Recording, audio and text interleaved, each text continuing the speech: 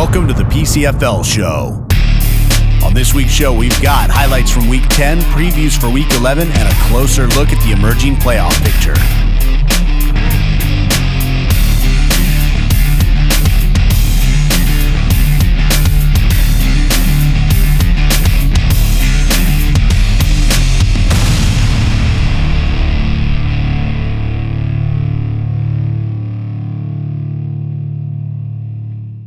The PCFL Show is brought to you in part by MD Concepts. For all your design needs, call 916-747-9255. Also by HostedSports.com, the only one-stop place for all sports on the web. Be sure to like the PCFL Facebook page and PCFL Show links and share those links so we can get more friends, family, and fans involved with their local teams.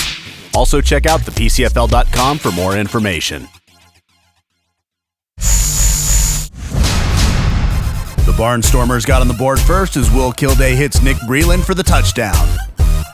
The point after is low, but good. Nearing the end of the second quarter, Vernon Pope Banks hits Mike Harris over the middle, who takes it down to the 1. And that sets up Alonzo Ellis for the touchdown.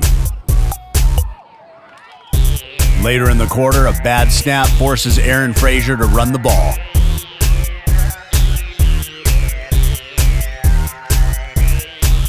And that run sets up a field goal from Milen Mihailov. On the ensuing possession, the Barnstormers go to throw the ball, but it's tipped up and picked off.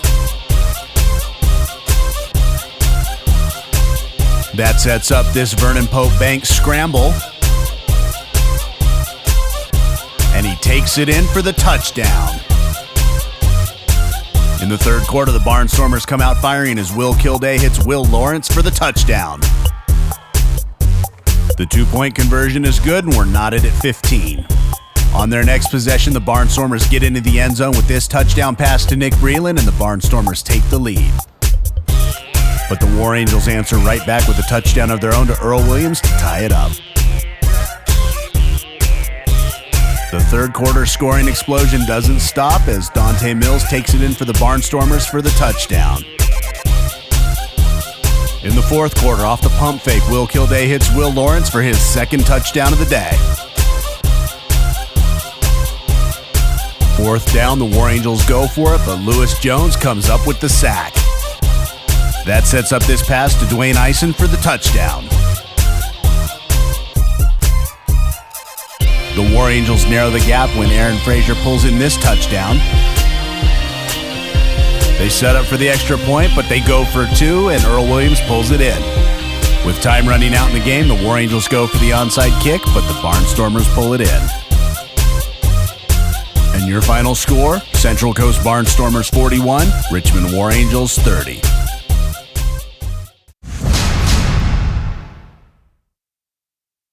On the opening drive, the Stallions defense comes up big as Kalen Santiago picks off the pass.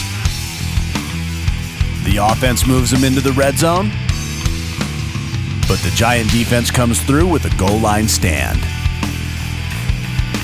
The Giants offense then goes on the attack as Marquez Shaw hits Deshaun Hosey Jr., putting the ball down on the 2. And Shaw sneaks it in for the touchdown. On the next series, the Giants strike again as Marquez Shaw hits B.J. Wimberly deep for the touchdown. Later in the game, the Giants have the ball in good field position, but a strip sack and recovery by Carlos Morazo stops the Giants. The Stallions then answer back as Ray Pinkston hits Jeray Winters for the touchdown. With time winding down in the fourth quarter, the Stallions put together a drive, starting with a run by Dupree Elay. Jeffrey Williams hits Randy Lambert with a completion, moving the Stallions in the red zone, but again come away with no points.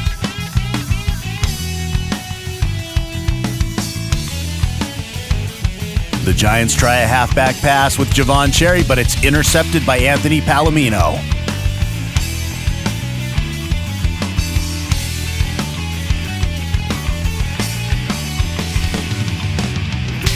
A penalty takes them back 10 yards, but the Stallions come out firing. Jeffrey Williams completes to D. Williams for a 25-yard gain.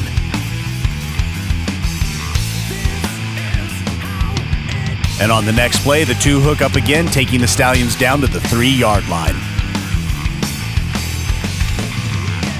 And the Stallions then take a play out of the Giants playbook as Dupree Elay completes to Jason Washington for the touchdown. With time running out, the Stallions attempt an onside kick. And they recover. And 2 plays later, Jeffrey Williams evades pressure and hits Jason Washington for their second touchdown in 30 seconds. The extra point was good, and your final score, South Bay Stallions 19, Golden State Giants 18.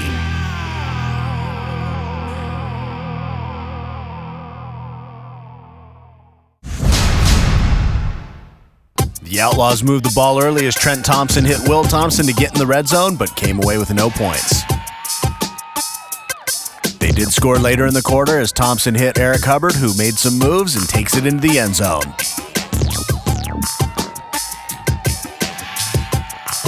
They go for 2 on the play fake, and it's good to Terrell Woodall. In the second quarter, the heater in the red zone, Ben Weaver scrambles in for the touchdown. They go for 2 to tie it up. It's deflected, but good. Later on in the third quarter, Matt Hendry gets pressure up the middle and tips the ball, and Corey Faia comes down with the interception. That sets up this touchdown run by Terrence Williams. The Outlaws go for 2, and Trent Thompson bootlegs it in for the conversion. The heater driving into Outlaw territory, but Eric Hubbard gets the sack. That backs the Heat up and on 3rd and long. Ben Weaver hits Chris Embry, who takes it the whole way for the touchdown.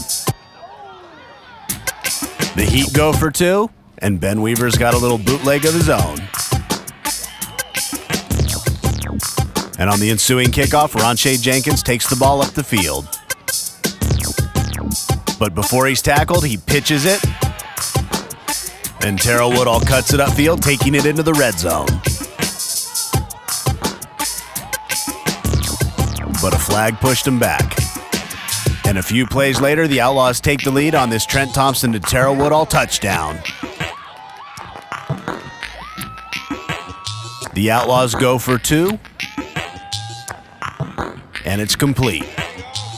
With time running out, the Heat are looking to tie it back up, and Ben Weaver scrambles.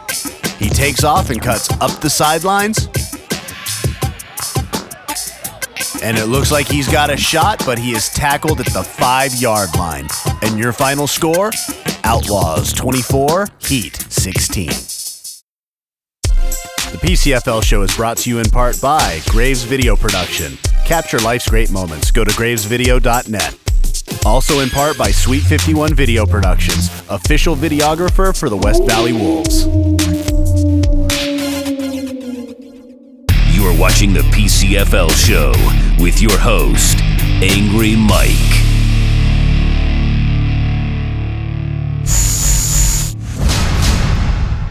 For the first quarter and a half, the Fury and the Wolves were trading punches like prize fighters. Both teams had a little bit of success in moving the ball, but then something would happen to set them back. In this case, it was a pick by the Wolves, but the Wolves weren't able to capitalize. The Wolves go for it on 4th down, but the Fury stop them. The back and forth continued with both defenses putting pressure on the quarterbacks.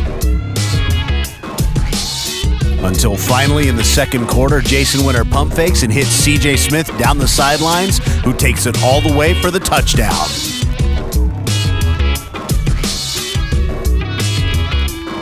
The Fury answer back with this Betancourt pass to McRuben Florinord, who puts them in field goal range. Nick Whitaker puts it through from 41 yards, and the Fury's on the board.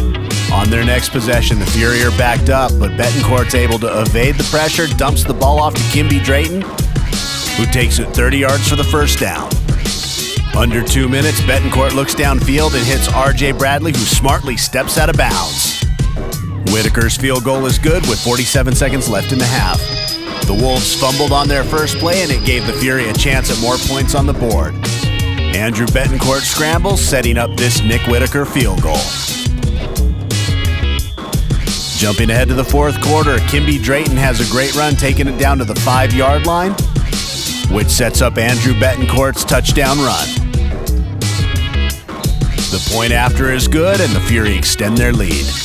With time running out in the game, Jason Winter scrambles and heaves it up, And Dakota Anderson brings it down for the touchdown. And your final score, Capital City Fury 16, West Valley Wolves 12.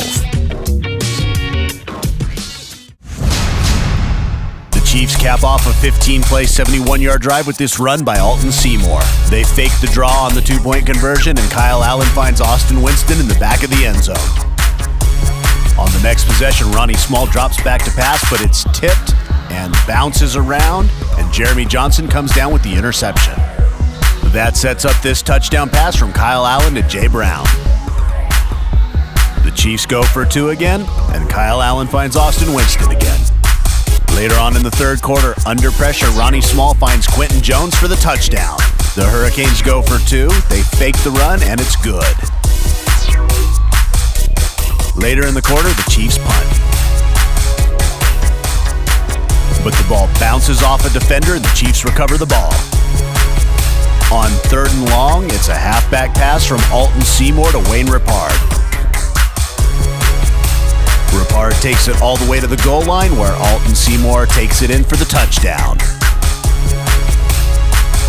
Early in the fourth, the Hurricanes are looking to narrow the gap, but Ronnie Small is picked off by Mike Dixon.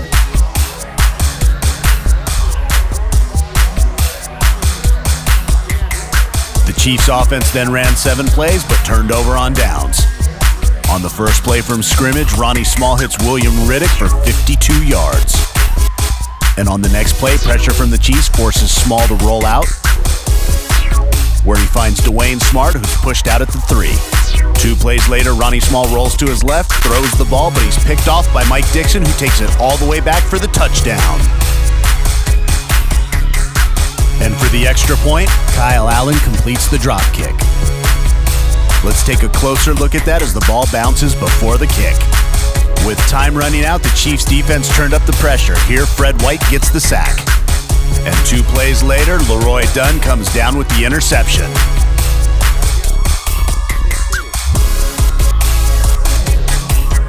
The Chiefs went 4 and out, leaving time on the clock for the Hurricanes to move the ball. Ronnie Small finds Tink Vickers down the field, who takes it in for the touchdown. And your final score? Solano Chiefs 29, Stockton Hurricanes 14. The scoring gets started with holding in the end zone. That's a safety. The Knights then move the ball down the field as John Russell hits Jason McElroy, putting the ball at the 1-yard line. And on the next play, Russell hits Tony Duplessis for the touchdown. Johnny Garcia's point after is good, and the Knights are up. Later on in the quarter, the Bears start moving the ball.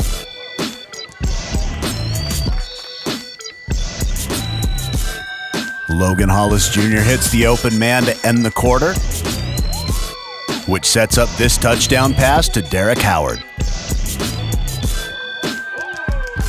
Pat Power's extra point is good. On the Bears' next possession, this quarterback sneak puts him right on the goal line, and Tobias Sanders takes it the rest of the way for the touchdown. Another Pat Powers point after, and the Bears take the lead. The Knights go 3 and out, bad snap on the punt, the Bears recover, and that sets up a touchdown by Keith Schenkel. The point after is good, and the Bears extend their lead. 3rd and long for the Bears, and this sack by John Fernandez gives the Knights a chance to put more points on the board before the end of the half. John Russell hits Jason McElroy, who takes it in for the touchdown. The point after is good, and it's 21-15 going into the half. In the third quarter, the Knights started to mix it up a little bit, moving their way down the field.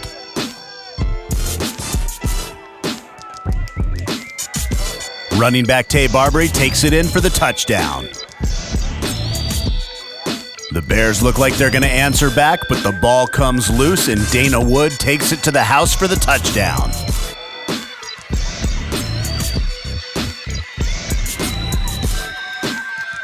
And Johnny Garcia knocks another point after through.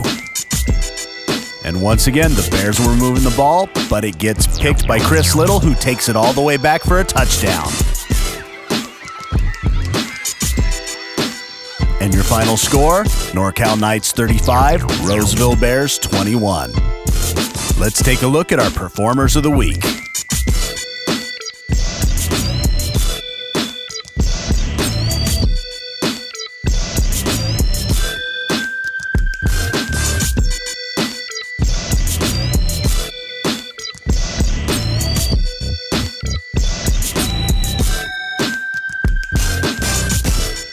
With 1 week left, the playoff picture's only gotten a little bit clearer. Let's start with what we know. We know 4 teams have been eliminated. The Knights have locked up the first seed, and the Bears have locked up the second seed. The Barnstormers and the Fury have locked up the third and fourth seed, but can still flip-flop positions. For the Wolves and the Stallions, it's simple. Win, and they're in. If one or both loses their matchup, and the Chiefs or Giants or both win their matchup, then we could have a 3 or 4-way tie for those last 2 spots. The tiebreakers are head-to-head matchups and then points allowed. Either way, it makes for an exciting final week.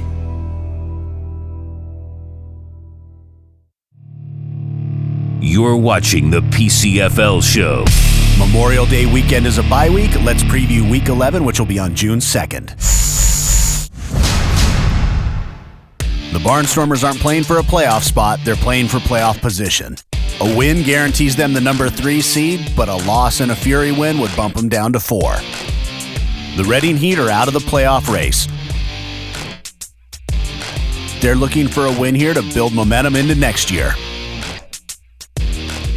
The Barnstormers take on the Heat Saturday at Shasta College. Kickoffs at 6:30. Sponsored by Bud Light. Drink responsibly.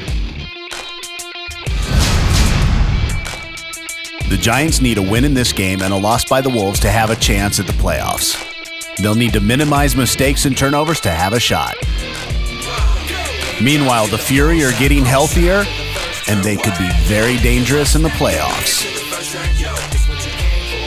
Saturday, June 2nd, the Giants take on the Fury, 7 o'clock kickoff, or show up at 5 o'clock for the Junior Fury's Black and Gold Bowl. Sponsored by Stickums. Prints, action shots, collage packages. Go to gotstickums.com. Injuries made it very difficult on the Hurricanes this year, but they managed to get through the season playing some tough, close games. They want to finish out strong and build some momentum for next year. The Bears, meanwhile, are coming off of a loss and are going to want to go in the playoffs with the momentum of a win on their side.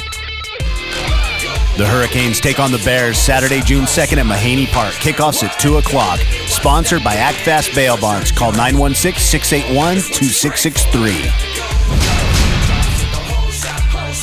The Knights are coming off an impressive win. Can they minimize special teams mistakes and keep the momentum going for an undefeated regular season? Barring any 3-way ties and major blowouts, the Stallions have basically clinched a playoff spot. A win here would be a huge statement. The Knights take on the Stallions Saturday, June 2nd at Piedmont Hills High School. Kickoffs at 5:30. The Outlaws are out of the playoffs, but their core group of guys want a win to carry positive momentum into next year. They could play spoiler to the Solano Chiefs, who with a late season surge could find themselves in the playoffs with a win and some help. The Outlaws take on the Chiefs Saturday, June 2nd, 1 o'clock at Solano College. Sponsored by All Pro Security. Our focus is your security. Call Sean at 925-299-1308. The Wolves control their own destiny. Win, and they're in. They seem to have been able to bounce back from some key injuries and are looking to make a push towards the playoffs. The War Angels may be out of the playoff race, but that doesn't mean they can't influence it. Besides finishing the season on a positive note, a win here would put the 5 and 6 seeds completely in flux. The West Valley Wolves take on the Richmond War Angels Saturday, June 2nd at Pinole Valley High School. Kickoff is at 7 o'clock. Well, that's it for this week's episode. Thanks for watching, and once again, share the show links on Facebook. The more we can get the word out there with people in our community, the more people we get to our games. Also, check out the PCFL.com for more info. I'm your host, Angry Mike, and I'll see you next week.